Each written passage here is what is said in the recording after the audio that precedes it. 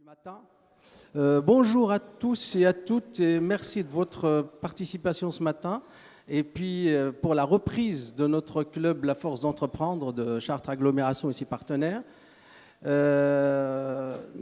on a déjà un petit mois de retard par rapport aux années précédentes. Et vous le savez tous, c'était à cause des élections départementales, d'où ce report, donc on s'en excuse.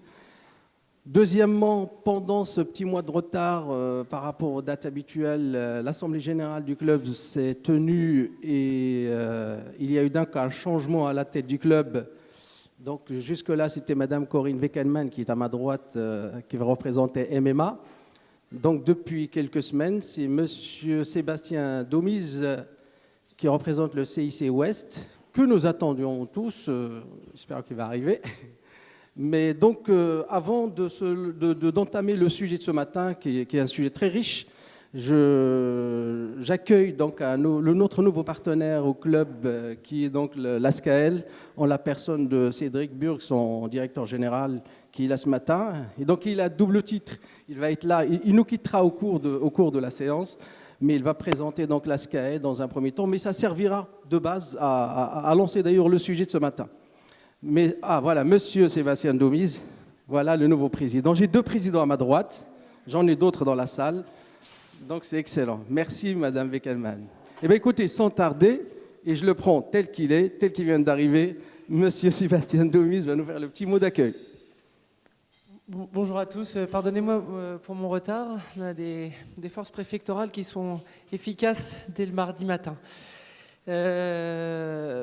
Donc du coup je suis un peu pris au dépourvu, pardonnez-moi encore. Ce que je vous propose, c'est qu'on commence directement le débat parce que vous avez tous attendu, nos invités aussi. Donc je ferai le discours de clôture pour qu'on puisse lancer en fait le petit déjeuner dès ce matin, avec mes excuses de nouveau. À tout à l'heure. Eh ben c'était trop, c'est bien, c'est bien. Voilà, donc c'était rapide, vous voyez, on attaque directement dans le vif du sujet. Et aujourd'hui, donc, notre groupe de La Force d'Entreprendre, le club, vous a préparé ce matin. Donc, on va parler tous de la notion de réseau. Qu'est-ce que le réseau ? Qu'est-ce qu'un réseau d'ailleurs ? Et les avantages d'être dans un réseau. Qu'est-ce que ça rapporte à une entreprise, un réseau ? Et comment jouer collectif pour être plus fort. Donc, c'est le titre de la thématique de ce matin. Et vraiment, sans trop détailler, je passe la parole rapidement à nos deux invités. Nous avons fait le choix de prendre vraiment deux invités, vous allez voir, originaux, parce que l'ASCAEL étant la plus grande coopérative agricole, j'allais dire au-delà de la région centre. Et puis, donc, on a un aspect coopératif qui va expliquer ce que c'est la notion de réseau au sein du système coopératif français et les avantages d'être dans une coopérative.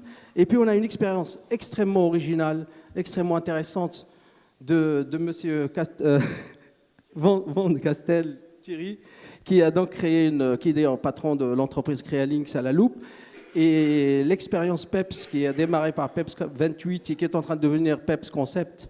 Là aussi, on va parler de la notion de réseau vue par le privé. Voilà, donc sans trop tarder, pour ne pas faire perdre du temps à M. Burg, je lui passe la parole pour nous présenter notre nouveau partenaire, l'ASCAEL, et par là même lancer le sujet de ce matin. Merci beaucoup. Bonjour à tous. Avant de commencer, je voudrais juste remercier Mme Weckelmann qui était venue me voir à l'époque où elle était présidente pour me proposer de rentrer dans La Force d'Entreprendre. Alors ça correspond tout à fait à à l'initiative qu'on voulait suivre. Vous allez le voir, on travaille beaucoup dans le milieu coopératif entre acteurs du secteur agricole. C'est vraiment dans la culture et dans l'ADN de nos structures. Par contre, on manque parfois un peu de réseau au sens transversal. On en parlait juste avant.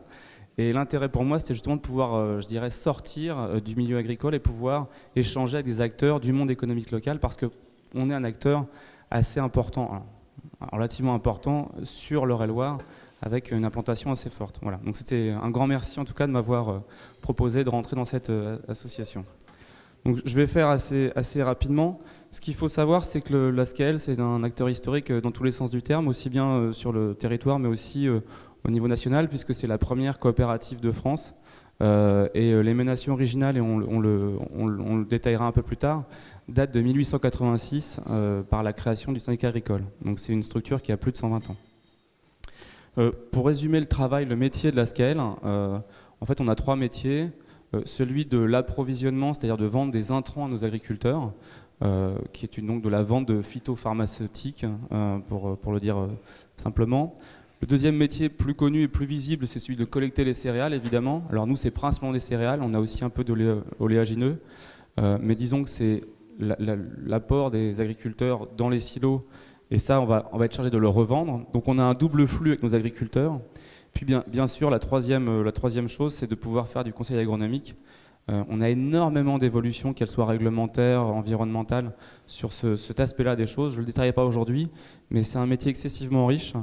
Et aujourd'hui, face à ces enjeux-là, on a plus que jamais besoin d'accompagner les agriculteurs. Si en quelques chiffres pour les financiers, la Scale, c'est à peu près 400 personnes à temps plein au niveau du groupe. Tout le monde, vous verrez, n'est pas sur le bassin d'Eure-et-Loir. Le chiffre d'affaires de la coopérative est d'à peu près 151 millions d'euros. Les comptes consolidés font apparaître 890 millions d'euros. Vous verrez pourquoi.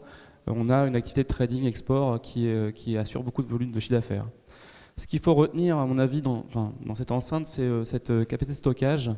On collecte à peu près 800 000 tonnes de céréales à la moisson. Et on a la capacité au niveau de la Scale de tout stocker dans nos silos. Ce qui est assez rare, mais vous allez voir, alors c'est une vraie implantation sur un maillage territorial. On a tendance à dire qu'en Eure-et-Loir, un agriculteur a le choix à un silo tous les 5 km, donc on ne fait pas exception à ça. La problématique pour nous, c'est l'évolution de ces outils-là, évidemment, et les enjeux d'investissement qui sont derrière. Au total du groupe, on commercialise au travers de la Scale, au travers de nos filiales, 3 190 000 tonnes pour l'année dernière, ce qui nous fait un acteur intermédiaire du monde coopératif, mais avec un profil assez atypique, j'en parlerai, puisqu'on est présent à l'export sur des marchés niches, et ça nous donne un profil un petit peu particulier. Donc, dans les grandes masses, c'est ce que je disais, 890 millions d'euros de chiffre d'affaires consolidé. Et là où on met l'accent, c'est sur l'investissement d'exploitation. On n'est que sur l'investissement principalement local sur le territoire, où on a mis 20 millions en 2 ans et on continuera à le faire. On a énormément de mise, d'amélioration de la qualité qui doit être continuée dans nos silos. Et pour ça, il faut investir massivement. Donc, j'y reviendrai parce que c'est un enjeu pour nous extrêmement important.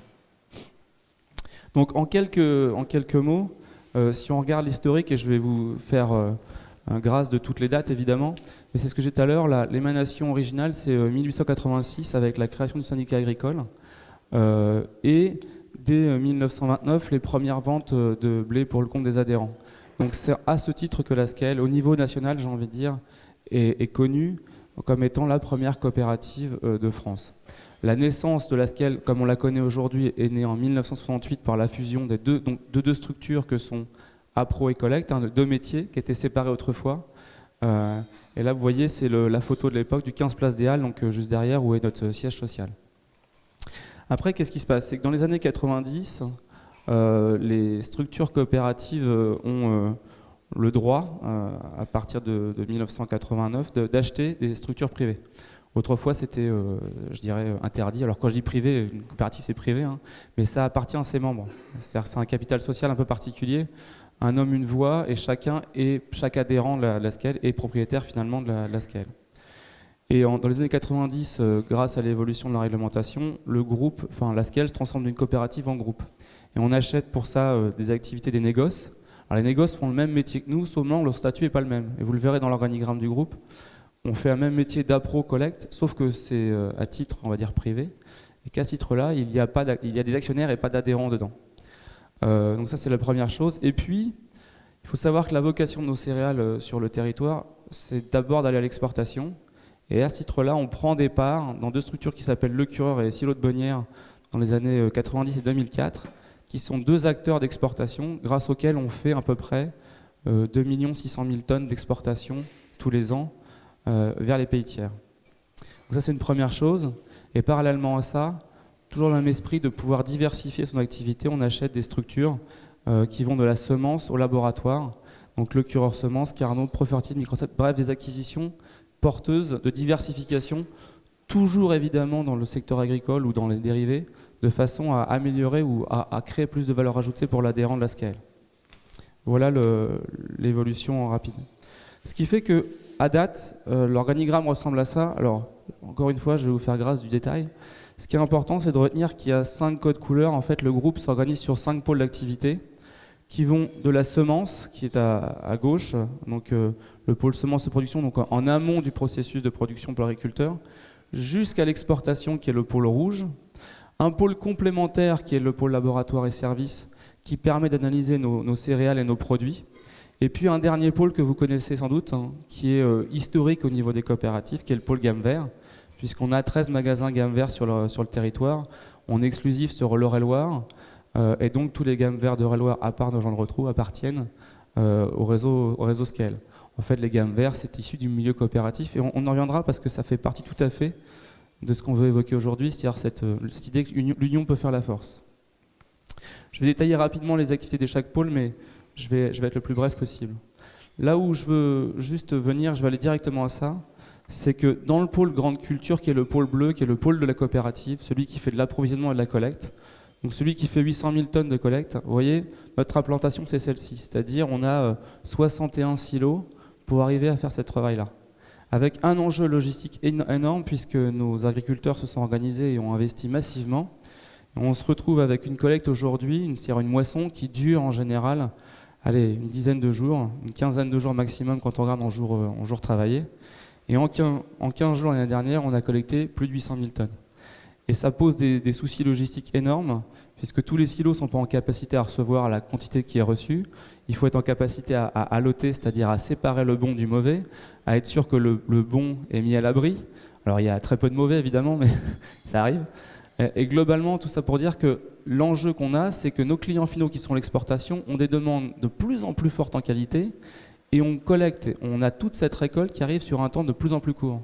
Donc la gestion qualitative est un énorme enjeu, ou la logistique au sens large du terme, supply chain, est un enjeu énorme pour nos structures et pas uniquement Scale. C'est pour ça que sur ce territoire-là, on a un programme d'investissement qui, grosso modo, tourne autour de 55 millions d'euros pour les 5 prochaines années. Voilà.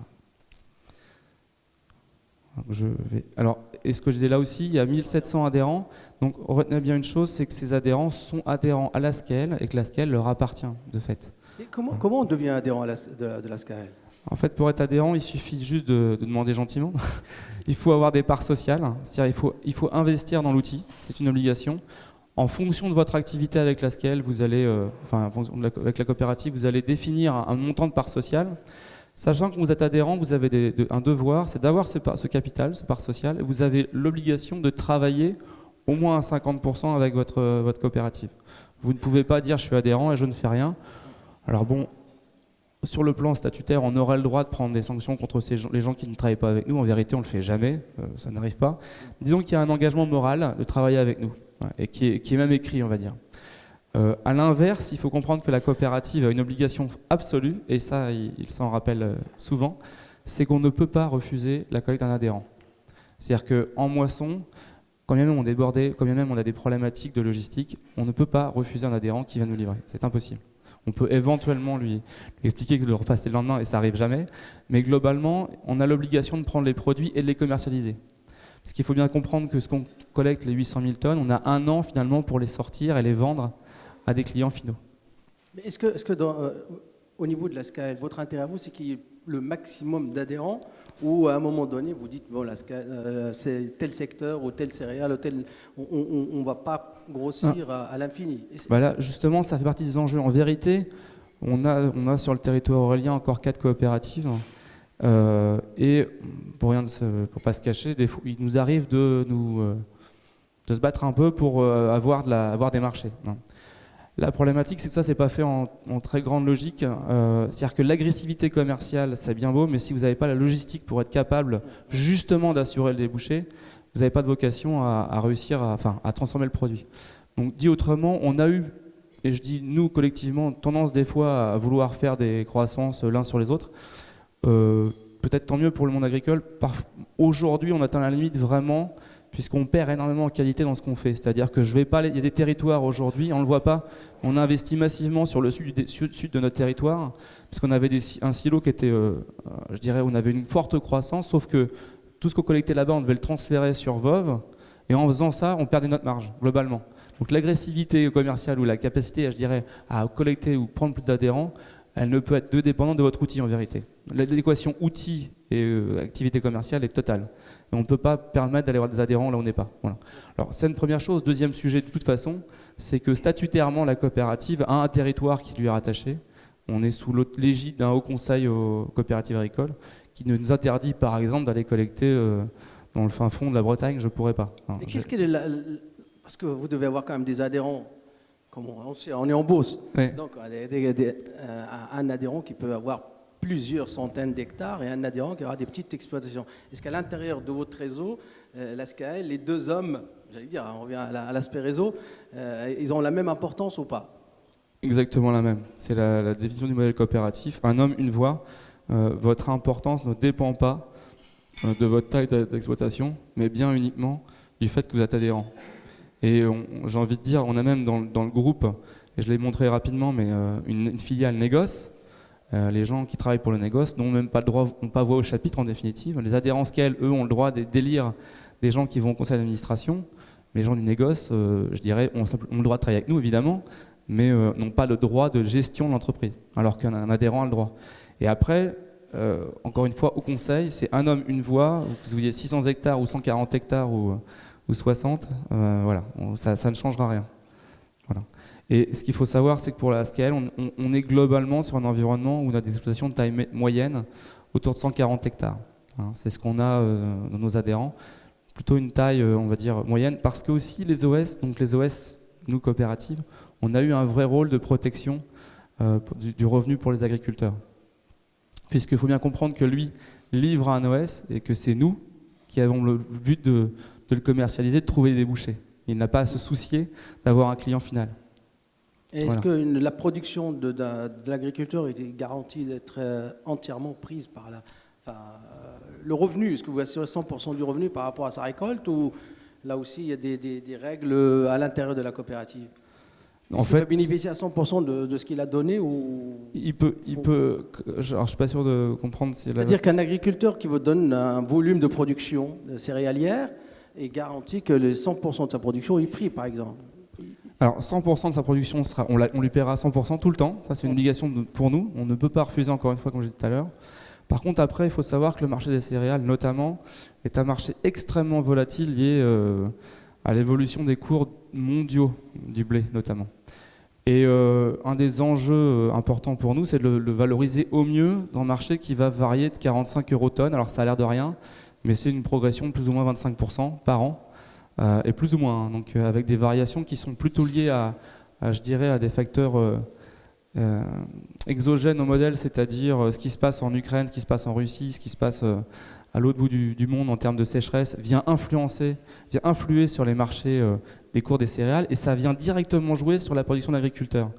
Et une des problématiques pour nous, c'est justement de lui garantir un revenu qui couvre ses charges, parce que ces charges, elles sont, comme tout exploitant agricole, plutôt fixes en grande partie, avec une partie d'intrants qui ne baisse pas, et en face être capable de s'assurer dans ce marché d'un revenu suffisant à l'hectare. Et ça, c'est un énorme enjeu pour nous, justement de pouvoir garantir ça.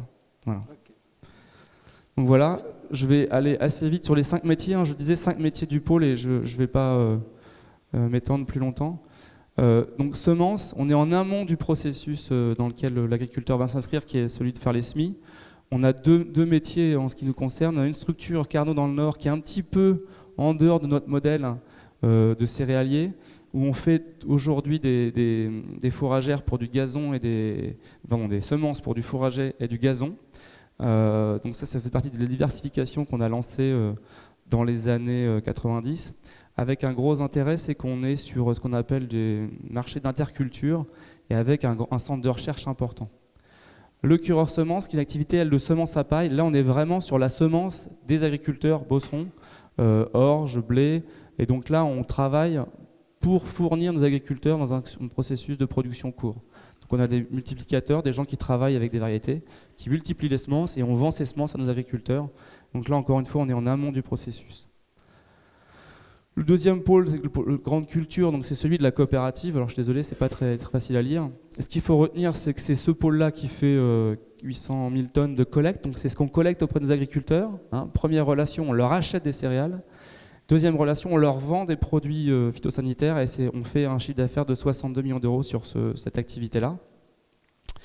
Et c'est ce qu'on disait tout à l'heure, avec des stratégies d'investissement extrêmement importantes pour notamment faire face aux besoins de collecte et d'ajustement qualité. Le troisième pôle, qui est le pôle laboratoire et services, alors lui a une vocation, on a 2 laboratoires, un qui est à Angers, qui est dans la microbiologie, et certains d'entre vous peut-être travaillent avec eux. Ils font des analyses microbiologiques avec une progression de chiffre d'affaires qui est importante, puisque c'est un secteur où globalement le réglementaire est assez, assez important. On fait aussi des activités de produits cosmétiques, donc d'analyse de produits cosmétiques, toujours en microbiologie. Et le deuxième véhicule sur le laboratoire très important pour les agriculteurs, ce sont ceux des CGAC, basés au jardin d'entreprise à Chartres. Donc là, le rôle du CGAC, c'est de faire des analyses de panification, principalement. C'est-à-dire, en l'occurrence, on prend le blé, on s'assure des caractéristiques principales du blé, on s'assure qu'il est conforme. Parce qu'il faut savoir que malgré les apparences, c'est un produit assez complexe. Et notamment, on fait une note de panification, c'est-à-dire qu'on fait un pain, avec ce blé-là, et on regarde comment ce pain se comporte, et avec des variations très importantes. Et on note ce pain, et ça permet simplement de pouvoir dire à un meunier, par exemple, dans votre bateau, parce que c'est des meuniers export pour ce qui nous concerne, nous avons mis du blé qui permet de faire du pain, et qui a telle note, telle qualité. Voilà. Et donc ça complète très bien notre gamme de produits, pour nos agriculteurs, mais aussi pour nos clients finaux. Alors une particularité, on a une activité de trading. Alors le mot trading est un petit peu dévoyé, je dois dire. En fait, notre activité, nous, en tant qu'opérateur français, c'est de faire de l'achat de céréales en France et de les revendre. Alors principalement, évidemment, on achète des céréales à la SCAEL. C'est une filiale du groupe qui achète à la SCAEL et qui revend. Mais pas uniquement, parce que vous voyez qu'on fait 3 50 000 tonnes l'année dernière. Donc la production de la SCAEL ne suffirait pas. On a un rôle d'exportation des céréales françaises vers les marchés à l'export. Comme on est un petit acteur dans ce milieu-là, on est sur un marché de niche. Et notamment, on fait énormément de blé sur l'Afrique de l'Ouest, donc toute la partie qui va du Cameroun au Mali, on va dire, où c'est un marché très particulier, assez complexe sur le plan logistique, sur le plan qualitatif, mais on a des pays qui sont assez francophones et qui utilisent la baguette ou qui utilisent parfois le blé français en complément du blé canadien. Donc là, c'est une vraie valeur ajoutée qu'on essaye d'avoir avec une vraie flux logistique. Et le gros intérêt pour la SCAEL, c'est d'avoir cette continuité, de partir de la semence et d'aller jusqu'à l'exportation avec un flux tracé au maximum. Voilà. Je vais passer. Et puis donc, distribution grand public, c'est ce que je disais tout à l'heure. On a une structure qui s'appelle Jardin Loisirs 28, qui finalement détient les 13 magasins du réseau. Alors il faut savoir qu'on continue à investir, puisqu'on a investi à Ono, on a investi un peu sur le magasin de Chartres. C'est quelque chose qu'on avait historiquement géré comme une diversification à côté de nos silos. Et c'est quelque chose qu'on professionnalise de plus en plus parce que ça ne suffit plus aujourd'hui de vendre des produits pour être rentable. Donc c'est une structure dans laquelle on investit de façon importante pour rénover notre parc de magasins. Et aujourd'hui, on a une croissance, alors là c'est des chiffres un peu anciens, le chiffre d'affaires à plus de 10% avec un flux client plus 20% pour l'année, parce qu'encore une fois, on a réimplanté nos magasins sur le territoire. Voilà pour le groupe SCAEL, sachant que je vais passer très vite ça, mais évidemment, dans ce contexte-là, notre rôle principal, c'est d'anticiper et d'aider nos agriculteurs à anticiper les évolutions de marché, que ce soit les marchés de céréales, les marchés de production, mais aussi tout l'aspect réglementaire et l'aspect conduite culturelle. Donc ça, c'est un énorme enjeu pour nous, et ça demande des moyens importants. Voilà. C'est vrai que la coopérative est un réseau. À l'époque, on n'utilisait pas le mot réseau historique, 1886. Est-ce que le fait, l'agriculture a servi un petit peu de laboratoire aux notions de réseau que nous développons ce matin, mais est-ce que le fait que vous ayez des agriculteurs qui à l'origine étaient des gens pauvres ou faisiez de la culture vivrière et qu'aujourd'hui vous êtes à l'ère de la mécanisation et de la connectique, qu'est-ce qui a changé pour l'adhérent depuis plus d'un siècle et demi d'être à l'intérieur de la SCAEL? Qu'est-ce que ça lui rapporte? En vérité, c'est assez amusant parce que ça n'a pas vraiment changé depuis le démarrage de la SCAEL.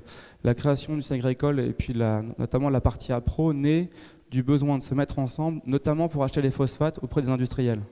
On se retrouve en 2015. Il faut savoir que la SCAEL, et vous le verrez, on achète en union d'achat avec d'autres coopératives. On transpose finalement le modèle coopératifs, au niveau de nos adhérents qui se mettent ensemble dans une coopérative. On le fait au niveau de coopératives. Les coopératives travaillent beaucoup entre elles. Pourquoi ? Parce que finalement, en face de nous, on a des très très gros faiseurs de produits chimiques et qui sont énormes. Et quand je dis énorme, c'est qu'on est vraiment des nains. Même au niveau français, quand on se met ensemble, on est sur un chiffre d'affaires d'1,5 milliard, 2 milliards en phyto. En face de nous, les gens sont... La France, c'est un des pays. Voilà. Donc il faut, malgré, je dirais, l'évolution technologique, les besoins de se regrouper et de pouvoir acheter mieux ensemble, par exemple, sont les mêmes. Donc on a les mêmes évolutions, les mêmes besoins finalement. Donc c'est tout l'intérêt d'être en réseau ou de travailler justement en union. Et c'est vraiment une particularité du secteur coopératif, c'est qu'on est tout le temps en train de travailler ensemble pour pouvoir peser notamment sur les tiers auprès desquels on achète. Eh ben, je vous remercie. Ça vous va ? Merci. On va passer donc tous. à monsieur le directeur financier de la SCAL, donc Thierry Grimont. Arnaud Grimont-Pré, oui. Grimont-Pré. Oh là, j'arrive pas. Excusez-moi, j'ai un mal.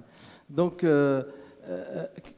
pourquoi vous, en tant que directeur financier, si j'étais agriculteur de la Beauce et que je voudrais vous rejoindre, qu'est-ce que vous conseillez ?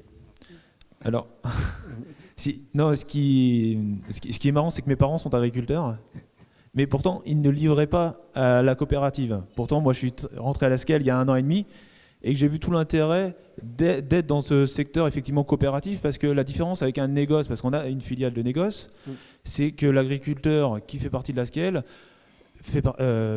peut être administrateur, peut voter en AG, en assemblée générale, pour dicter, on va dire, à la direction et au groupe qu'est-ce qu'il veut. Et effectivement, dans un négoce, l'agriculteur n'a pas de lien avec la direction, avec la gouvernance du négoce. Le négoce travaille pour lui. Si c'est un particulier à qui ça détient ou une filiale d'un gros groupe, il travaille pour le groupe, pour l'intérêt du groupe. Aujourd'hui, nous, coopératives, on travaille pour l'intérêt de l'agriculteur. Effectivement, est-ce qu'il veut un silo proche de chez lui ? Qu'est-ce qu'il veut comme service ? Il choisit effectivement la stratégie du groupe et il nous la dicte. D'ailleurs, le directeur général, donc Cédric, n'est pas un mandataire, mais un salarié de la coopérative. Le mandataire est le président de la SCAL, qui est un agriculteur. Et c'est la grosse différence avec une structure, on va dire, privée de négoce. Pourquoi ce sujet était, je trouvais intéressant de mettre la SCAL au sein de ce sujet, donc jouer au collectif pour être plus fort, parce que les agriculteurs ont compris il y a presque plus d'1 siècle qu'il fallait se regrouper pour peser face aux gros industriels, etc.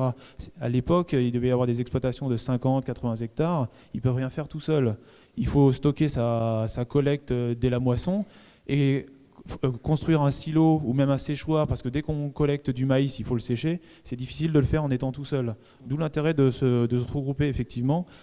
Et ce que je trouvais pas mal de vous présenter, c'était cette particularité des coopératives agricoles. On ne se rend pas compte de leur poids au niveau départemental, régional ou même national, parce qu'effectivement, elles se sont regroupées, mais restent assez discrètes. Pourquoi cette discrétion, d'ailleurs ?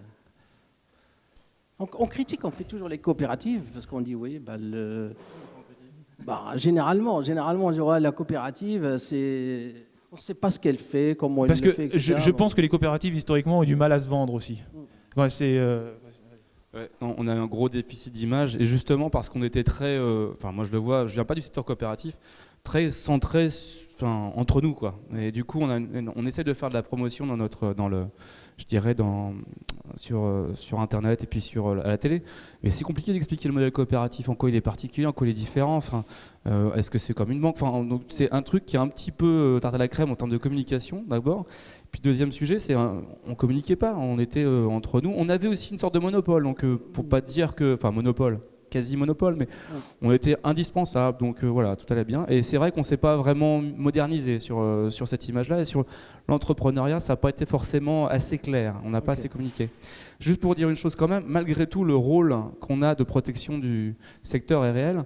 Je veux dire, comme on a l'export, on compare avec beaucoup d'autres pays dans le monde, et si vous êtes un agriculteur australien ou canadien, parce qu'on a des Canadiens récemment ici au laboratoire, il faut savoir que vous vendez à des gens comme Cargill. Alors, j'ai rien contre Cargill, mais vous vendez à des très grosses multinationales et vous n'avez pas le choix.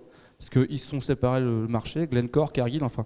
Et là, la fixation du prix Alors là, c'est pas vous qui la définissez. Vous la subissez. Exactement. C'est-à-dire qu'un adhérent scale, lui, quand il est au conseil, il sait très bien comment les choses sont faites, pourquoi on prend une marge d'intermédiation.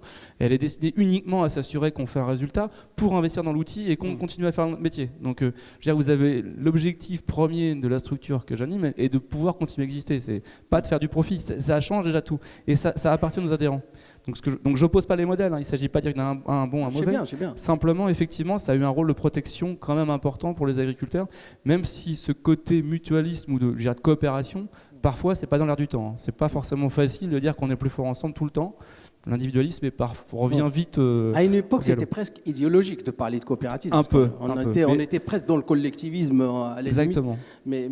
Mais c'est vrai qu'aujourd'hui, je reprends toujours l'exemple de un chef d'entreprise, un agriculteur, c'est un chef d'entreprise avant tout, un chef d'exploitation. C'est-à-dire que lui, lorsqu'il vient vers vous, est-ce qu'il n'a pas un peu le sentiment de dire c'est le mastodonte de l'agriculture, moi, ils vont peut-être m'imposer les prix, comment vous pouvez lui expliquer que le réseau va l'aider dans un marché où, comme vous venez de dire aujourd'hui, aussi mondialisé que d'autres? C'est effectivement notre défi. Les coopératives ont besoin de grossir et de s'unir pour être plus forts face aux défis au niveau mondial. Par contre, il faut effectivement respecter l'agriculteur. Chaque agriculteur est différent, sur des territoires différents. Ils n'ont pas les mêmes problématiques, ils n'ont pas les mêmes productions. Donc effectivement, c'est un défi de nous de grossir pour être plus puissants, mais pour autant toujours apporter le même service aux agriculteurs. C'est vrai que le chef d'entreprise, je reprends le président, l'agriculteur est encore plus solitaire, presque individualiste dans son champ et dans son tracteur. Et vous lui proposez d'être collectif, de venir vers vous pour que sa production puisse être vendue dans des conditions meilleures, qu'il puisse. Comment il va ressentir les économies ou l'avantage de rejoindre? Après, on ne peut pas toujours se battre que sur le prix ou sur différentes choses. Après, il y a des services à apporter, des nouveaux services en termes de technologie, en termes d'aide sur des outils. On peut apporter tout un tas de services, on ne peut pas se battre que sur le prix. Le prix, c'était, on va dire, une certaine époque. Aujourd'hui, c'est c'est une offre globale en fait auquel il faut se proposer aux agriculteurs. Et aussi la différence avec un négoce, nous on accepte tous les agriculteurs, quelle que soit leur production, quelle que soit leur taille, etc. Aujourd'hui, un négoce privé va peut-être prendre une ferme de 500 hectares. En termes de coût d'intermédiation, il n'a qu'une personne à voir pour 500 hectares. Nous, si on a 10 agriculteurs de 50 hectares, on en a 10 à voir, ce qui augmente le coût. Mais pour autant, si on veut, et si ces agriculteurs de 50 hectares veulent vivre, il faut qu'on puisse leur donner ce service à moindre coût. Aussi, l'autre problématique au niveau mondial, il faut savoir, comme disait Cédric, on va dire peut-être, je n'ai pas les chiffres, mais peut-être 80% des céréales au niveau du monde sont achetées et vendues par 4 structures internationales qui ne sont pas françaises. Donc le défi aussi aux agriculteurs, c'est de rester indépendants face à toutes ces structures internationales dont l'intérêt n'est pas l'agriculteur français, mais c'est effectivement leur bénéfice global, effectivement. Est-ce que le réseau, dans cette obligation-là, à grossir pour faire face à l'étranger, ne peut pas à un moment donné perdre pied pour l'adhérent de base, j'allais dire, de la coopérative X ou Y en Beauce? L'intérêt, c'est de rester coopérative, effectivement, en Beauce-Rhône, mais il y a différentes structures d'union de coopératives. Donc les agriculteurs se sont regroupés en coopératives, les coopératives se sont regroupées en unions de coopératives. Il y a des unions on va dire nationales sur certains métiers et qui représentent toutes les coopératives de France et au final tous les agriculteurs français, quoi. Et si le système coopératif n'existait pas, vous pensez que l'agriculteur français aujourd'hui aurait plus de difficultés dans un marché à l'export très compliqué, comme vous on aurait dire. sûrement des structures agricoles, pas de 140 hectares en moyenne, mais plutôt 500 hectares, voire plus, et peut-être détenues par des structures privées, parce qu'au final, vous êtes Cargill, l'objectif c'est d'avoir la matière première. Donc si vous étouffez les petits agriculteurs, au final, vous passez derrière et vous rachetez. Et c'est vous qui maîtrisez, mais comme au Brésil ou en Amérique du Sud, où c'est des sociétés privées qui détiennent les terres, et effectivement, ne fonctionnent pas forcément dans l'intérêt général, mais dans leur intérêt particulier. C'est ça. Enfin, on l'observe ailleurs. Pour savoir ce que certains membres de Glencore ou Cargill pensent, aujourd'hui, la France s'est tellement pris par notamment les coopératives, mais les négociants. Alors, il y a un gros négociant qui regarde avec des yeux doux, mais globalement, le secteur est tellement couvert par le monde coopératif, notamment, que c'est trop compliqué pour eux. Par contre, leur intérêt, ce serait d'avoir des terres et d'aller jusqu'au bout de la logique, parce que vous intégrez toute la chaîne de valeur. C'est ce qu'ils font en Australie, encore une fois. C'est pas du tout, c'est pas pour faire peur, etc. Mais on a eu un réel rôle, et je parle pas que de la scale, évidemment, du modèle coopératif pour pouvoir absorber cette problématique-là. Ce qu'il faut savoir par rapport à ce que vous disiez sur les unions, alors là, du coup, je ne sais pas trop où on en est, mais ce qui est important, c'est qu'effectivement, on a dupliqué le modèle coopératif. Les adhérents sont mis ensemble, ils sont mis dans une coopérative. Et les coopératives, aujourd'hui, se mettent en union, ensemble. Donc on achète, pour prendre la scale, on achète ensemble avec d'autres coopératives. On commercialise nos céréales avec d'autres coopératives de façon à être plus puissant par rapport ou nos fournisseurs en amont ou nos clients en aval. Est-ce que le pouvoir d'achat ou le chiffre d'affaires, grosso modo, de l'agriculteur, du chef d'entreprise agricole, d'après vos statistiques, a évolué dans le temps grâce au coopérativisme agricole? Est-ce que grâce à vous, aujourd'hui, les agriculteurs se portent mieux que s'ils... C'est compliqué de... ouais, ça, c'est une question. Je ne parle pas des 2 dernières années, parce qu'apparemment, les prix avaient évolué positivement ces 2 dernières années. Non, bon, je ne parle pas de conjoncture actuelle, en fait, dans le temps. Le problème, c'est qu'il y a une rupture en 2007. Il faut savoir qu'en 2007, s'arrêtent les systèmes d'intervention totalement.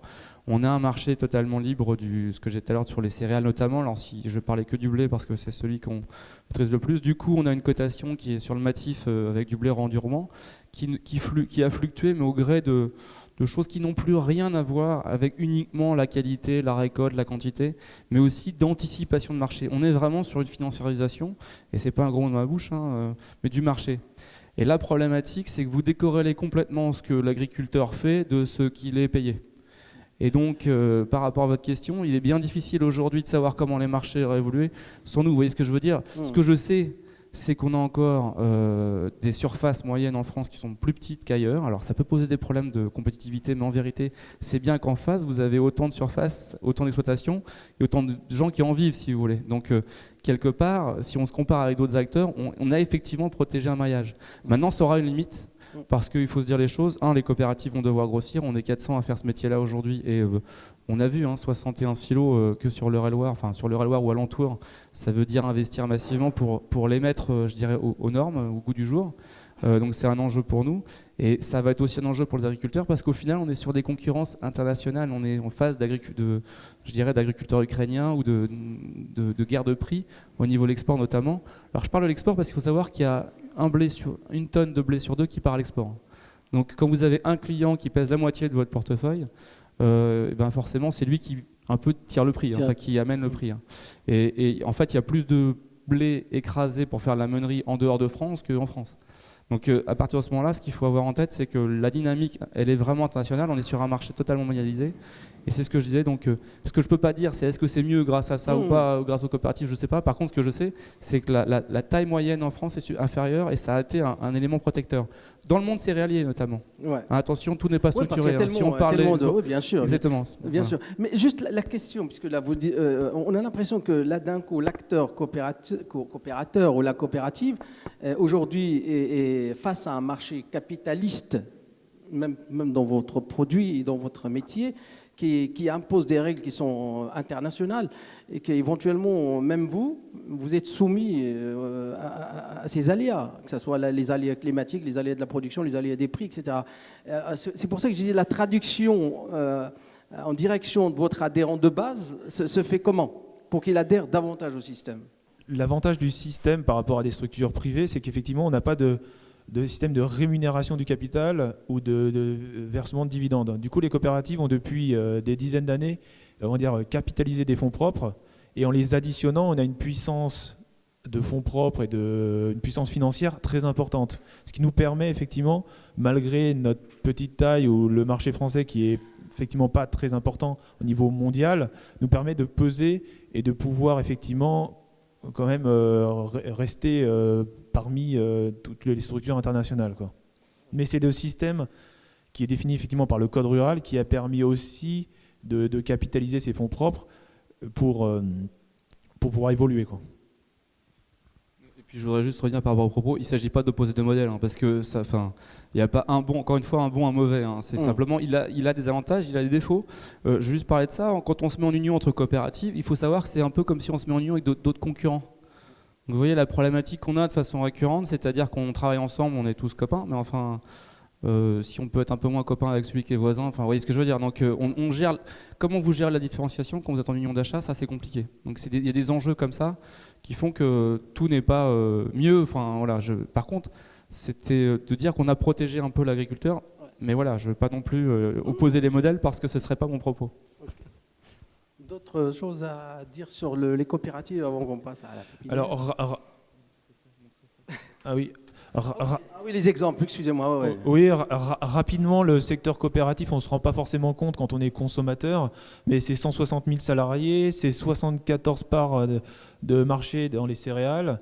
Les coopératives détiennent 40% de la meunerie, 50% de la malterie, dont le leader mondial, et 65% de la nutrition animale. L'importance des coopératives agricoles aussi, c'est que tous leurs sièges, très peu de sièges sont à Paris et restent dans leur territoire d'origine. Et 74% des sièges sociaux des coopératives sont en milieu rural. Et aussi, par ces marques, c'est des marques effectivement connues du grand public, mais les coopératives, on peut répertorier 650 métiers.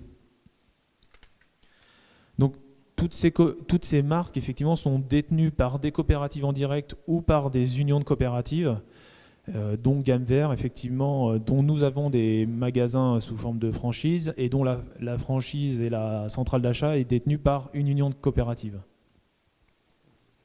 Alors, je sais pas, je pense qu'on va s'arrêter là, je sais pas, mais justement, la difficulté, et on le disait très bien, c'est qu'au départ, vous êtes sur cette idée que vous avez des adhérents qui se mettent ensemble pour qu'on puisse leur fournir des produits ou leur commercialiser leurs céréales de façon plus efficace. Au départ, c'est vraiment une initiative locale. D'ailleurs, on le voit quand on parle de la scale. Et vous finissez avec des groupes qui détiennent notamment ces marques-là. Alors, c'est là la difficulté, l'équation qui à écrire est compliquée, c'est de rendre tangible l'intérêt d'avoir des marques, y compris à l'international, tout en étant sur un schéma très de proximité absolue. Et cette équation-là, elle est compliquée à écrire. Et de ne pas confondre finalement un moyen qui est de grossir et d'avoir une taille suffisante, notamment pour investir, et un but qui est d'être gros, quoi. C'est pas un but en soi. Et ça, l'adhérent y est très sensible. Donc, il faut réussir à grossir tout en respectant cette gouvernance, notamment liée à la proximité qu'on doit impérativement avoir avec nos adhérents. Et ça, c'est un enjeu essentiel. Et elle fonctionne, cette gouvernance, quand même? Comment ? Est-ce qu'elle fonctionne, la gouvernance, avec les adhérents? Ah ben, je vais pas vous dire sur le système coopératif. Si je vous dis que ça fonctionne pas, mon président. C'est votre travail. Est-ce que vous en êtes satisfait? Oui, elle est comment dirais-je, elle a des avantages énormes. Je vous dis, un des avantages pour moi, c'est d'être sur le long terme. Je veux dire, on n'est pas sur une approche trop court-termiste. Et là, je sais de quoi je parle, puisque je viens d'un secteur industriel qui n'avait rien à voir. Et donc ça procure un certain nombre d'avantages dans les décisions qu'on peut prendre. Par contre, elle est vraiment bicéphale, et notamment, il faut respecter le temps et le politique, enfin le temps du politique et sa façon de gérer les dossiers. Et donc, quand vous êtes opérationnel et que vous voulez aller vite, des fois, il faut respecter ce momentum politique qui fait que l'équation, l'investissement dans les outils doit passer par, je dirais, l'adaptation, enfin l'appréciation par les adhérents de ce que vous faites. Voilà, vous voyez ce que je veux dire? Donc, c'est juste une bicéphalité qu'il faut respecter, mais par rapport à votre question, oui, elle peut fonctionner. C'est un jeu d'équilibre, notamment entre un président et un directeur, mais qui est plutôt intéressant et qui est plutôt riche. Et en l'occurrence, dans lequel il y a une vraie richesse de ce que l'un surveille l'autre, en quelque sorte. Quand je dis surveille, c'est pas du tout, c'est pas du contrôle, c'est le fait de diriger l'entreprise ensemble, collectivement. Et notamment avec le fait que le conseil d'administration, il faut le savoir, est évidemment est composé d'agriculteurs. Donc vous êtes toujours rappelé à l'ordre sur le fait que vous n'allez pas devenir la World Company, il faut rester sur un fil qui est intéressant. Et d'ailleurs, le système coopératif, pas seulement qu'agricole, on le sait tous, il est financier, et bancaire. Oui, il y a plein de secteurs.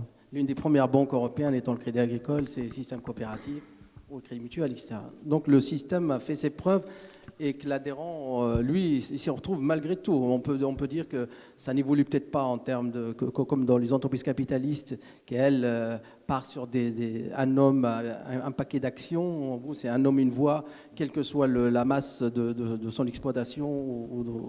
Là, vous parliez, après j'arrête, mais après vous parliez de différences ou d'intérêts ou de défauts. Alors par contre, sur le plan des acquisitions, par exemple d'entreprise, c'est presque plus simple dans le milieu non coopératif. Je veux dire, vous arrivez, vous négociez, vous transigez ou pas, puis voilà, vous êtes là, le milieu coopératif, pour se rapprocher des autres, faut respecter le côté politique à chaque fois des autres. Voilà, j'arrête là. Eh ben, merci beaucoup, monsieur. Bon, ben voilà, après l'exemple coopératif, on va partir vers l'exemple privé et faire vraiment une expérience originale en Eure-et-Loire grâce à monsieur Van Castel qui va d'abord nous présenter son entreprise et même son groupe, le petit groupe d'entreprises qu'il a monté récemment. Oui, alors beaucoup plus modestement en taille, pour l'instant, demande petit délai. Je vais vous présenter les grandes lignes de notre façon de travailler. Donc un petit rappel un peu sur le business en réseau et ensuite comment on est organisé. Donc sur le principe de base que l'union fait la force des marches réseau, c'est tout simplement l'utilisation des différents types de réseaux pour atteindre un objectif. Il y a plusieurs types de réseaux, on l'a vu. On sait déjà que sur les TPE, les études montrent que 25% du chiffre d'affaires d'une petite entreprise viennent directement du dirigeant et 70% dans le cas des indépendants. Donc les dirigeants sont habitués à travailler en réseau puisque vous êtes là, c'est que le système de réseau vous intéresse et que vous avez compris l'intérêt. Les types de réseaux, on retrouve le réseau relationnel tout à fait traditionnel, ça va du club de foot à l'association de parents d'élèves. Les partenariats interentreprises et les réseaux clubs groupements divers et variés qui vont des systèmes de clubs d'entreprise, clubs services, groupements d'achat, chaînes volontaires, etc. On va voir un petit peu que l'idée que nous avions, c'est d'utiliser tous les types de réseaux dans le développement de nos activités qui vont du réseau relationnel personnel jusqu'à la création de clubs. L'intérêt de se développer en réseau, c'est souvent de rompre l'isolement, surtout quand on est une petite entreprise, partager les bonnes pratiques et profiter de l'expérience des autres. Dans certains réseaux spécialisés, vous trouverez également de la veille technologique ou de la veille métier dans les réseaux type professionnel. Deuxième aspect intéressant, c'est d'augmenter son chiffre d'affaires. Une chose bête, c'est que plus on a de réseaux, plus on a la capacité à trouver des clients et des fournisseurs. Et c'est un moyen intéressant de développer son chiffre d'affaires sans dépenser de l'argent d'un point de vue publicitaire. S'intégrer dans un tissu économique, donc selon les types de réseaux, le réseau local de Chartres n'est pas le même que celui de La Loupe. Vous avez bien imaginé où est La Loupe. Donc on ne trouvera pas les mêmes intérêts sur un réseau local comme La Loupe ou sur des réseaux d'Eure-et-Loire ou un réseau professionnel. Quatrième possibilité de regrouper un réseau, on l'a vu un peu avec la SCAEL, c'est d'acheter ensemble, c'est de se regrouper pour acheter aussi bien du matériel non stratégique, bureautique, véhicule, que pour acheter des céréales ensemble, des achats ensemble, pour faire des groupements d'employeurs, comme on trouve, il y en a un sur Châteauneuf par exemple, où on recrute ensemble et on emploie des gens ensemble. Voilà, des différents intérêts en matière de réduction des coûts. Donc comment on est structuré? Donc on a 4 grands pôles d'activité. Historiquement, le pôle assurance, donc avec RC Pro Entrepreneur, qui est le premier cabinet de courtage d'assurance qu'on a créé, qui est un cabinet de grossistes. Donc cette activité-là, c'est grossiste d'assurance, spécialisé en responsabilité civile professionnelle sur 4 métiers. Donc nous sommes des spécialistes sur des métiers très, très ciblés qui sont les courtiers d'assurance, courtiers bancaires, donc les métiers de la finance, les métiers du conseil en informatique et la partie esthétique et bien-être. En fait, pour développer notre activité historique et de démarrage de Crealinx, qui était la responsabilité civile des sociétés d'informatique, donc on a créé un produit et puis il fallait le distribuer. Comment on crée un réseau de distribution? Donc soit on met beaucoup de pubs et des commerciaux sur le terrain, soit nous on a eu l'idée de dire on va créer un deuxième produit qui est d'assurer des courtiers d'assurance. Donc nous assurons nos distributeurs qui vendent derrière nos produits de RC Conseil en informatique. C'est comme ça qu'en 5 ans on est passé de 3 apporteurs à 600 aujourd'hui, puisque on assure à peu près 2000 courtiers d'assurance aujourd'hui en France. On représente 5% du marché de l'assurance des courtiers. Et sur nos clients courtiers d'assurance, on les pousse à vendre les autres produits de notre gamme. Donc, comme on est devenu un acteur important sur la RC des courtiers, on a récupéré la gestion d'une compagnie qui assurait des courtiers d'assurance et qui a dit ils voulaient externaliser, donc ils nous ont proposé de récupérer l'externalisation de leur portefeuille. Donc on s'est retrouvé à gérer notre propre programme de produits et un de nos concurrents, qui continue à vivre d'ailleurs, puisque Beazley Gestion, qui est la marque Beazley des L'Œil de Londres, qui est gérée à la loupe, donc des Londoniens qui ont externalisé dans une zone moins chère que la City, à la loupe. Et donc nous gérons... Comment ça peut se faire? C'est du réseau. C'est-à-dire que je les ai rencontrés et on est monté, on était concurrents. Comment dirais-je, on a été plus efficace peut-être, puisque on leur a piqué 30% de leur portefeuille en 1 an et demi. Et donc du coup, à la fin, ils nous ont demandé de gérer la totalité. Est-ce que le fait d'être installé à la loupe, ça a été puisque la loupe, vous voyez, d'un coup, on a l'impression que c'est pas la région parisienne, mais est-ce que c'était un point de plus ou un avantage ou un inconvénient dans des négociations? Soyons totalement pragmatiques. La City, Paris, 1500, 2000 euros le mètre carré, la loupe, 5 euros. Les salaires avec un cadre d'assurance à Paris, il y en a 4 à la loupe. Alors, à Londres, n'en parlons pas. Donc, on est moins cher, on a délocalisé, on a des compétences en local, puisqu'on est quand même pas loin de Chartres, il y a des grandes compagnies d'assurance. Donc, on trouve des gens qui sont déjà formés par les confrères. Mais il n'y a pas de la ligne TGV qui s'arrête à la loupe. Non, mais il y a le train, et puis il y a des maisons pas chères, donc on arrive à attirer des gens. Et puis en fait, vu de Londres, la loupe, Chartres, Paris, tout ça c'est pareil. Vu de Londres, c'est 2 points. Vu de Londres, c'est... Voilà. Il ne faut pas oublier que la loupe, c'est le Perche. Quand vous parlez à Londres du Perche, ils connaissent tous nos gens le retrou. La première chose qu'on me demande quand je vais à Londres, c'est du boudin. Et non pas d'autres choses. Donc c'est des paysages, c'est du boudin. Donc on a fait du folklore. Carrément un pays perche avec dans votre entreprise.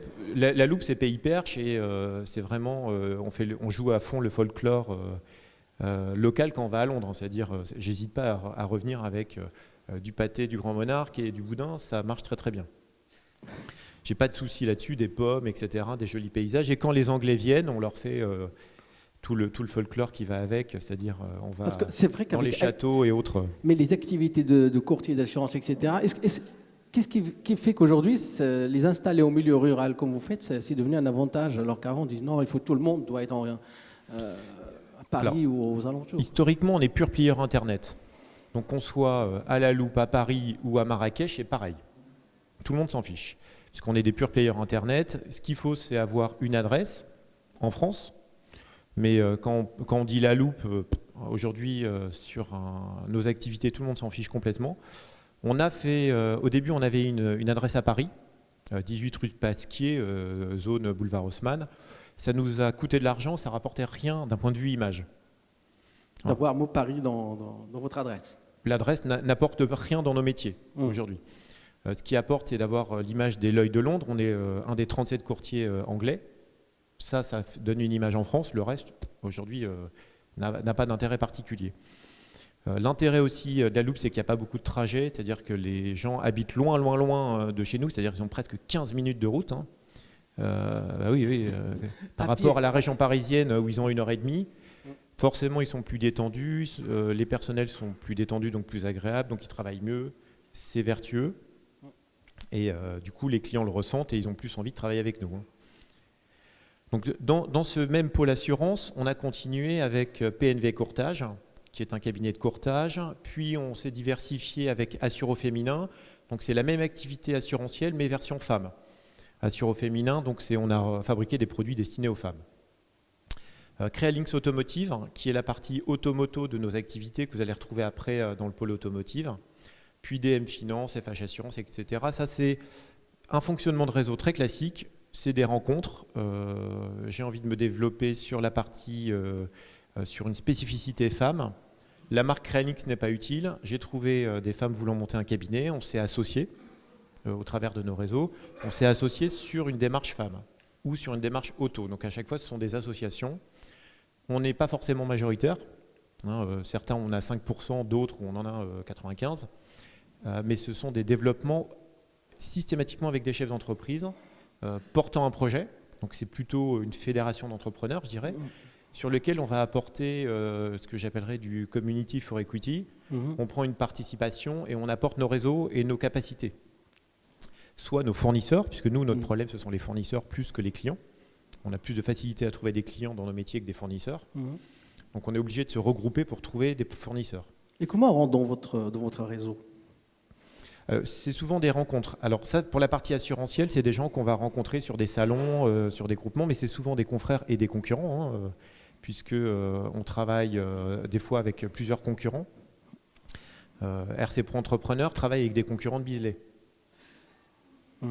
mais sur des lignes de produits différentes. Et la plupart du temps, c'est une rencontre. Voilà, quelqu'un de sympa, on a envie de bosser ensemble. Et plutôt que de se faire la guerre, on s'associe ou on se met à plusieurs pour monter un nouveau cabinet d'assurance sur un nouveau projet.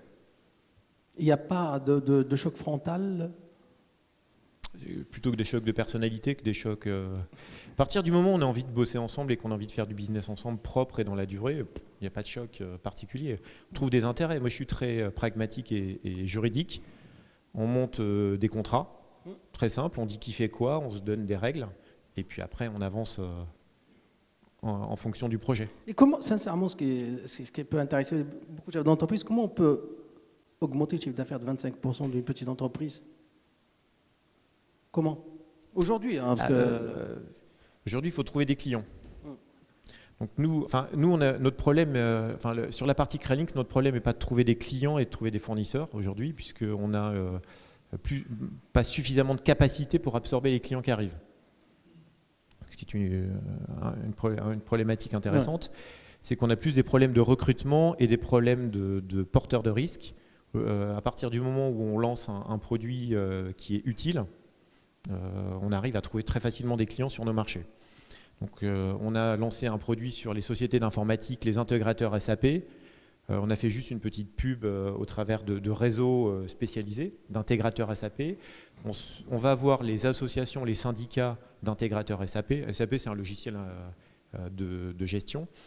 Donc on est allé voir des intégrateurs SAP et ils communiquent entre eux, on leur fait un prix, puisqu'on n'a pas de frais publicitaires, donc on leur fait un prix pas cher, et puis pof, on en fait 150 ou 200 dans la semaine, alors qu'habituellement, c'est des volumes qu'on fait dans l'année.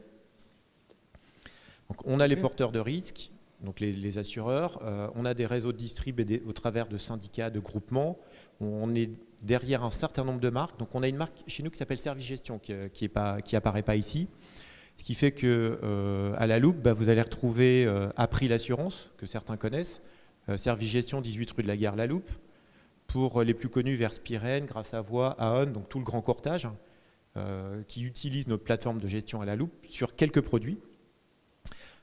Assure au féminin, mais nous assurons.com, on a été Reader Digest, voilà, sur lequel on va créer des produits pour compte de tierces en marque blanche. Vous avez créé combien d'emplois Actuellement, on n'est pas nombreux, on n'est qu'une douzaine. Une douzaine d'emplois sur la loupe. Avec une progression de chiffre d'affaires de 10 à 15% par an. Okay. Et alors, l'expérience PEPS, c'est quoi ça?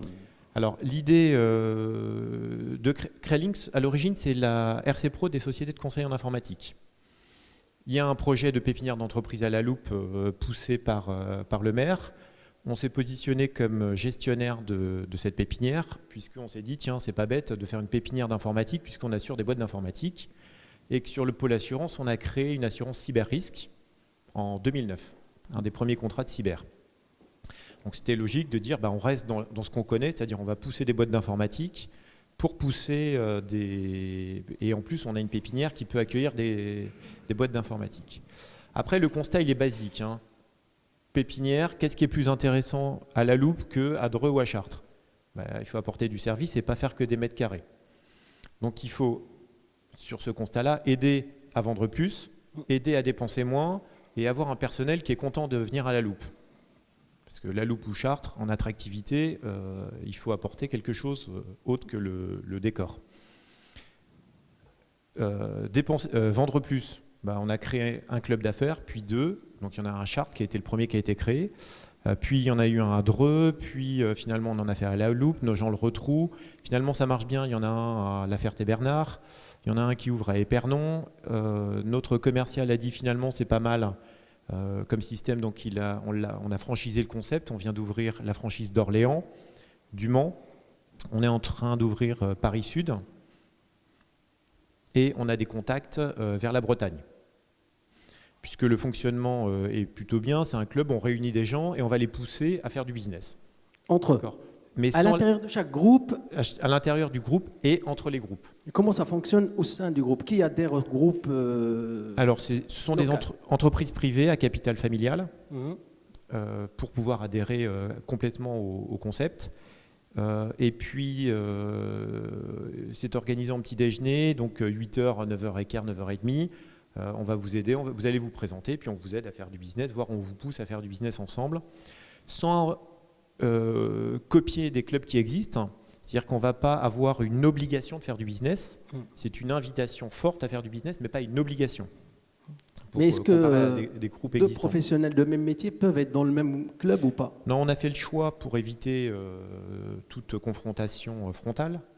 C'est de ne pas avoir deux intervenants du même métier sans l'autorisation de celui qui est présent.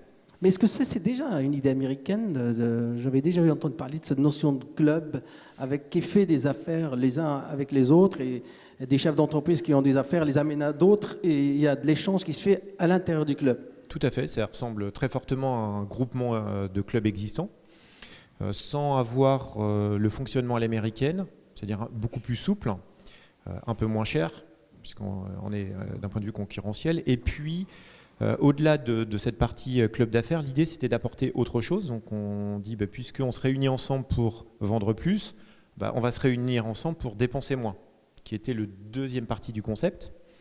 Et donc on se regroupe pour acheter ensemble. Donc on va retrouver un petit peu ce que fait la SCAL, c'est-à-dire ensemble on est plus fort en région.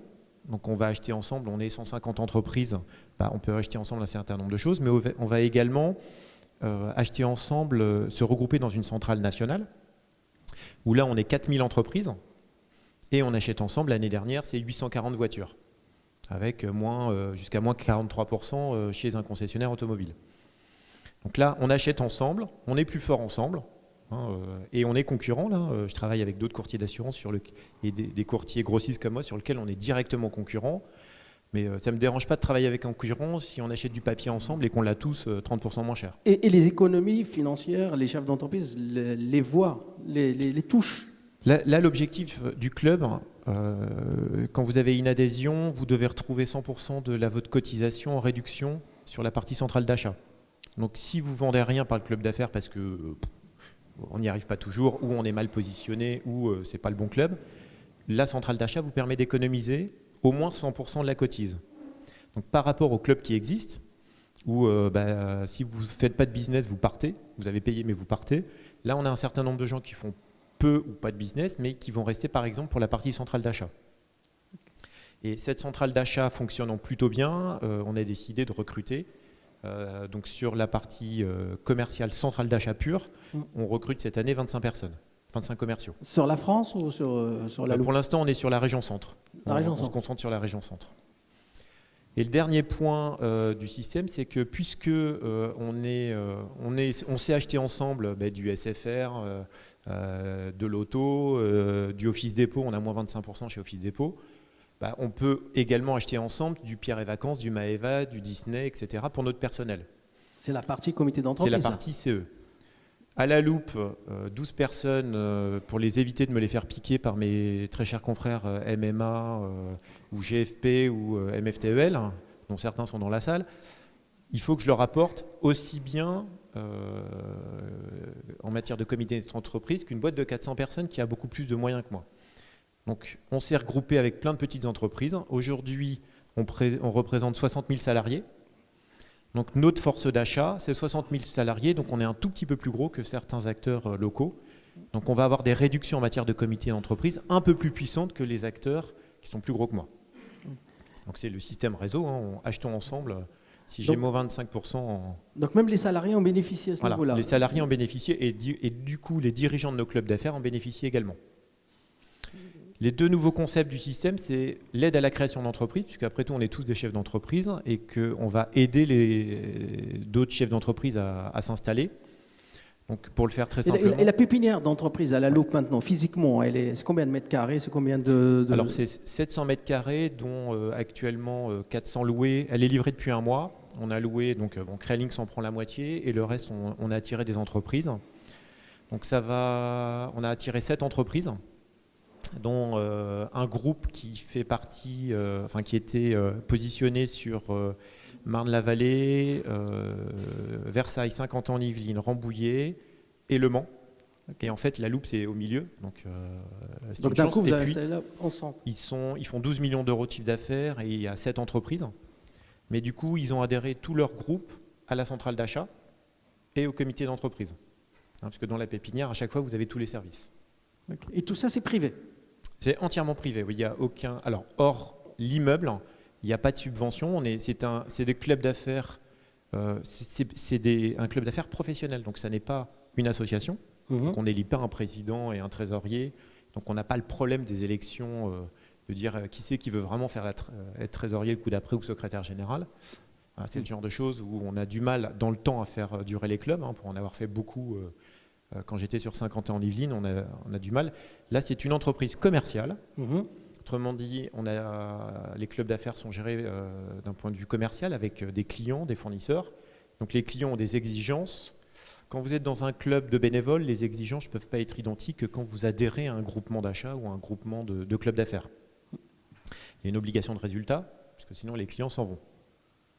Ce qui n'est pas tout à fait le cas d'une assoce entre amis.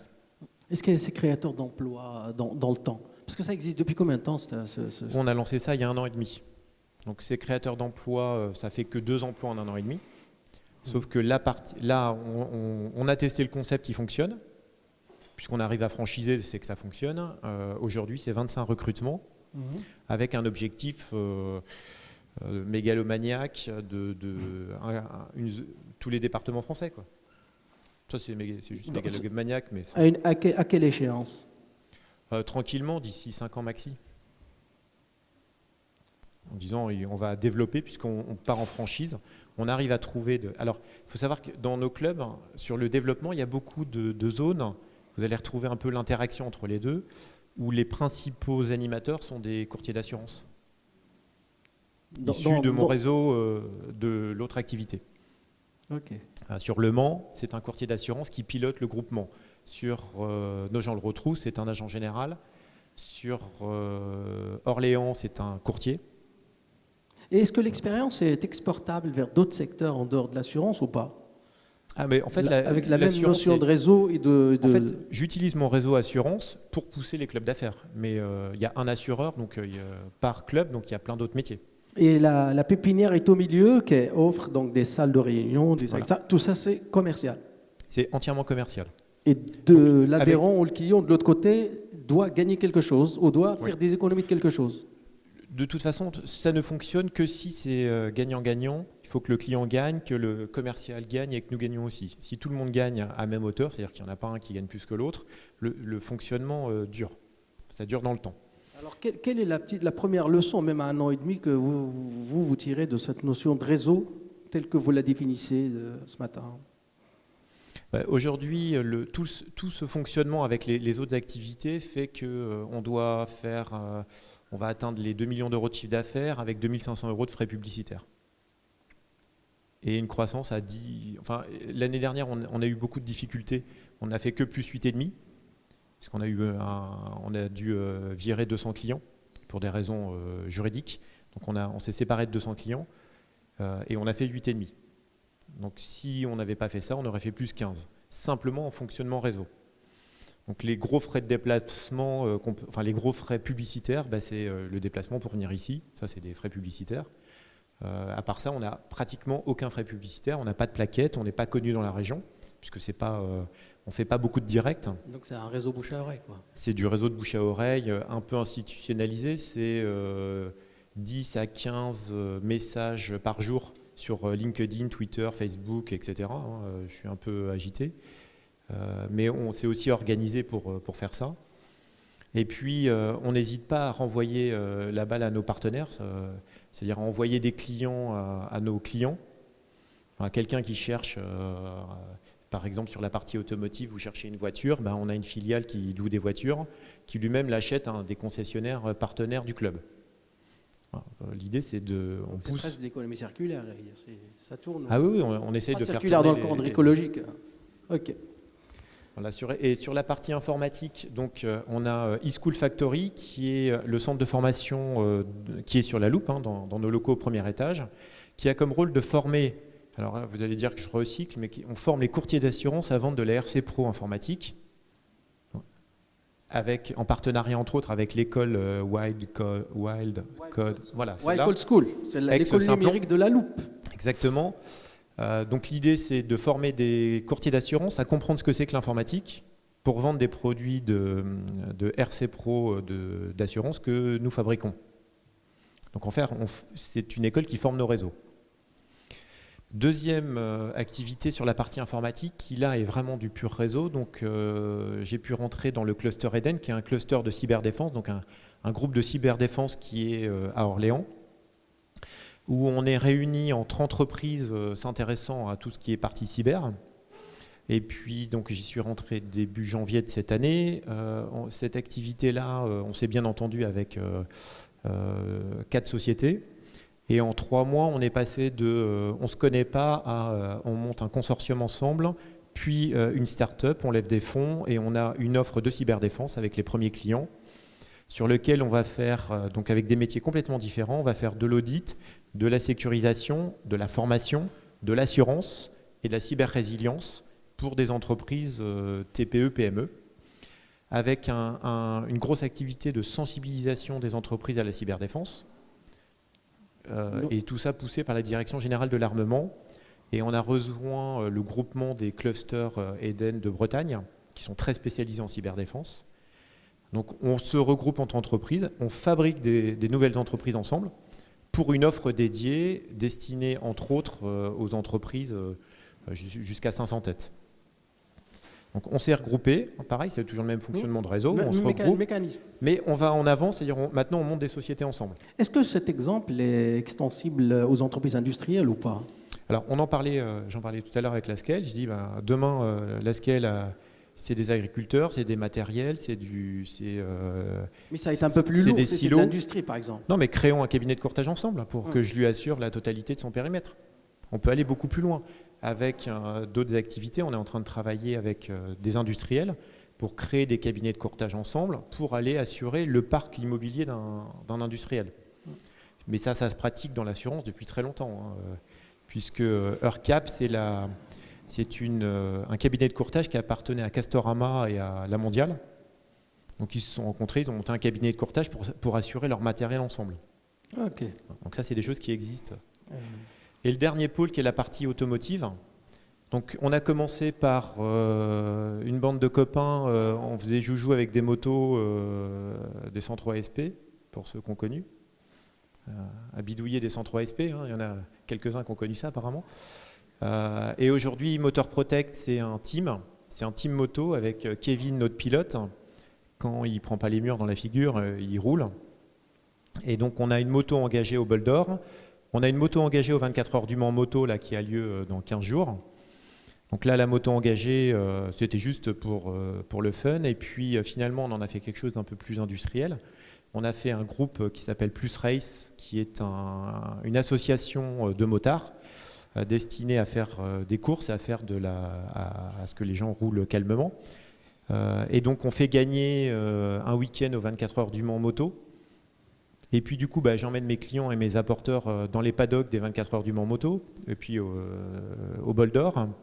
Du coup, on a rencontré un industriel en pneus avec qui on a monté une offre assurance crevaison. Il fait 6000 pneus par an, donc c'est un constructeur belge. Donc on a monté depuis la Belgique, on est courtier européen, donc depuis la Belgique, on vend en France, sur une filiale en Belgique, avec un industriel en pneus, on vend en France de l'assurance crevaison, Kevin, notre pilote, est également professeur. Enfin, il a une école de conduite. Donc, on a pris des parts dans son école de conduite. École de conduite, c'est des permis de conduire. Hein. Donc, on a créé une assurance point de permis de conduire qu'on vend à 100% des gens qui passent leur permis de conduire. Donc, ils passent leur permis, on leur offre enfin, quand on dit on leur offre, ils le payent, mais voilà.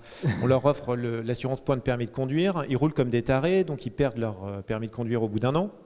Hein, les motards, c'est assez souvent ça. Du coup, on a créé un centre de récupération de points de permis de conduire pour retraiter l'assurance. Qui est installé sur qui fait partie de notre groupe. Ouais. Ce qui est logique, hein, on continue. On a l'impression que c'est à l'infini votre système. Ça marche. Vous avez l'impression, là, c'est plus une... Ça marche... c'est une pieuvre. C'est pas à l'infini, mais c'est des rencontres, en fait. Kevin, il fait passer le permis, il a le centre de récupération de points de permis, moi je l'assure. Et puis, un motard, il a besoin de quoi? C'est très simple, un motard, il a besoin d'un permis de conduire, on a l'école.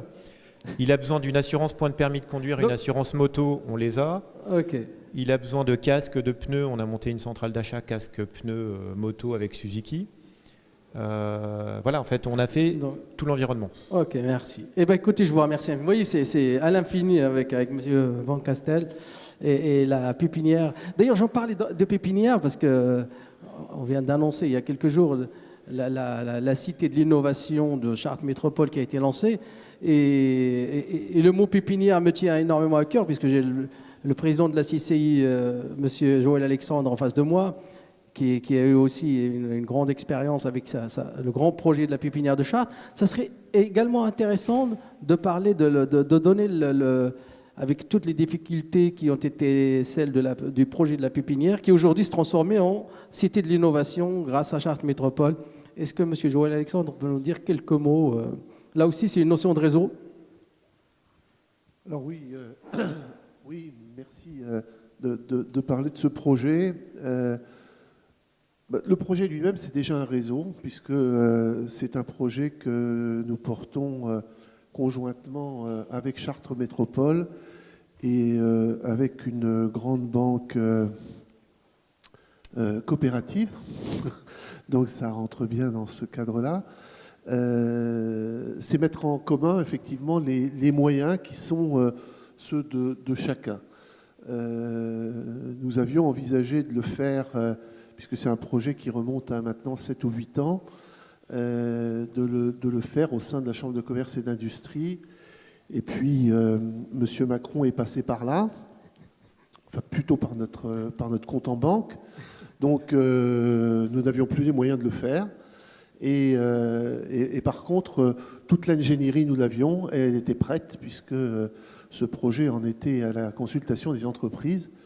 Et donc, nous nous sommes rapprochés de Chartres Métropole, qui était déjà notre partenaire dans l'opération, pour voir comment on pouvait ensemble faire. Et très rapidement, on est parvenu à un accord qui reste à finaliser, mais je n'ai que peu de crainte sur ce point. Et donc faire cette cité de l'innovation. Alors effectivement, c'est aussi un réseau, puisque c'est des entreprises qu'on met ensemble, des jeunes entreprises, des start-up, qu'on va attirer sur ce territoire, parce que, et j'étais très intéressé par l'expérience de M. Van Gastel, que je connais par ailleurs, parce que je vais de temps en temps à la loupe, et je trouve que c'est assez remarquable d'ailleurs, juste un aparté, c'est assez remarquable de voir que c'est le territoire de Réloir sur lequel qui a le plus petit pouvoir d'achat, le plus faible pouvoir d'achat, sur lequel il y a des initiatives aussi riches que celles de Crealinks, que celles de Wildcode School, que celle de Pluriel, la coopérative qui est là.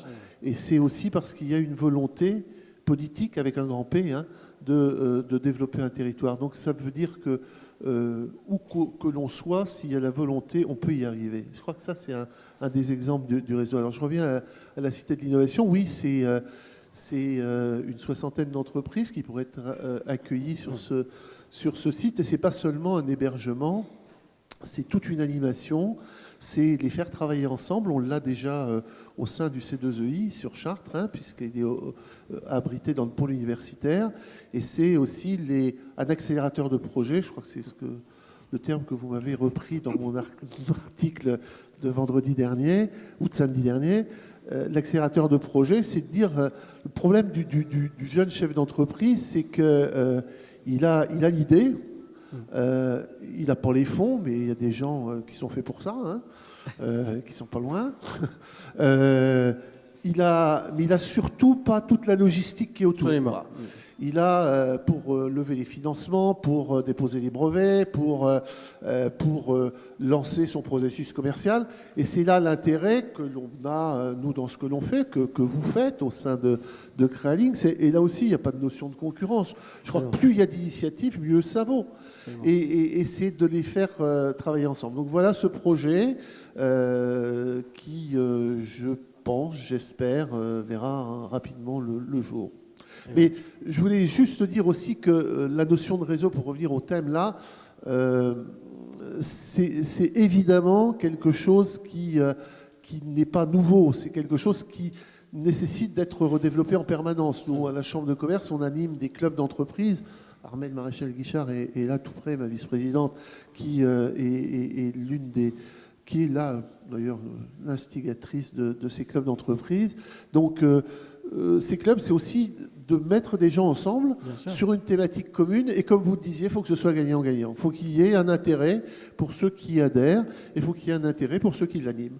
Donc voilà, c'est aussi simple que ça. Mais c'est simple dans son principe, mais il faut le faire vivre, il faut l'animer. Bien sûr.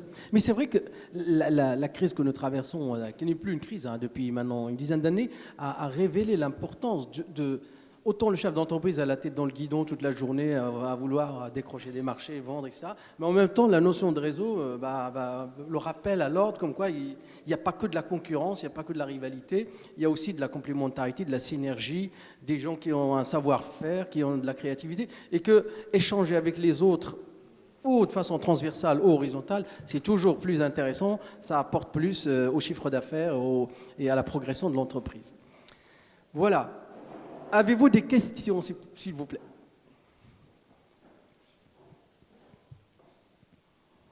Bon, a priori, vous êtes satisfait du développement qui a été fait. Juste avant de conclure, vraiment, vu que donc la force d'entreprendre, là, il reprend, ça y est, là, on reprend notre démarche habituelle et nos fonctionnements habituels. Donc, je repasse la parole au président parce qu'on a encore 2 petites informations à vous dire, à vous passer. Voilà. Quand nous avons réfléchi en fait au thème de ce premier déjeuner de l'année 2015, on s'est rendu compte qu'on avait déjà abordé les facteurs de réussite pour les entreprises qui étaient l'export, l'international. On avait fait un petit déjeuner là-dessus les années précédentes. L'innovation, on l'a aussi abordé les années précédentes. Il nous restait naturellement le travail en réseau et la réussite d'un travail collectif. Alors, de nombreux exemples sur les entreprises de Chartres Métropole et même de l'Eure-et-Loire, marqués de réussite. On en a choisi 2, un très gros, un futur très gros. Et j'espère que chacun aura pris conscience à travers ce rapide petit déjeuner, même si on a eu du mal un peu à cadrer en fait le sujet, que le travail collectif, le jeu de travailler en réseau était naturellement porteur de succès. Au sein de la force d'entreprendre, je pense que tout à l'heure vous l'avez noté, il n'y a pas eu d'évolution notable, hein. Le bureau a changé. Nous avons donc un nouvel adhérent, donc on le remettra sur le bandeau quand même, qui est la SCAEL. Donc on a une petite erreur de mise en page, donc bienvenue et encore merci de nous avoir rejoints. D'autres petits déjeuners 2015 donc arriveront. Vous avez déjà reçu l'information avec un Sauvons la dette, Save the Date par Internet. Nous avons lancé et nous lançons donc officiellement aussi aujourd'hui un compte Twitter. J'espère que chacun le fera vivre parce qu'un compte Twitter, c'est aussi justement d'information en collectif, une dynamique et de la réactivité. Parlons de réactivité, je remercie d'ailleurs l'entreprise Captucite qui avait bien voulu nous former à Twitter. Sachez que c'est un réseau aussi. La CCI en a un. Je sais que ça fonctionne extrêmement bien. Nous en avons aussi auprès de notre établissement, mais aussi auprès de nos partenaires. N'hésitez pas à tweeter et à faire vivre ce compte. Il me reste à vous souhaiter une bonne journée. Et puis, comme il n'y a pas d'autres questions, je vous propose de discuter tous ensemble là, autour d'un dernier petit café, même si le temps à tous nous est compté. Voilà. Merci à tous de votre présence. De nouveau, mes excuses personnelles pour mon retard non volontaire de ce matin. Et puis, bonne journée à tous.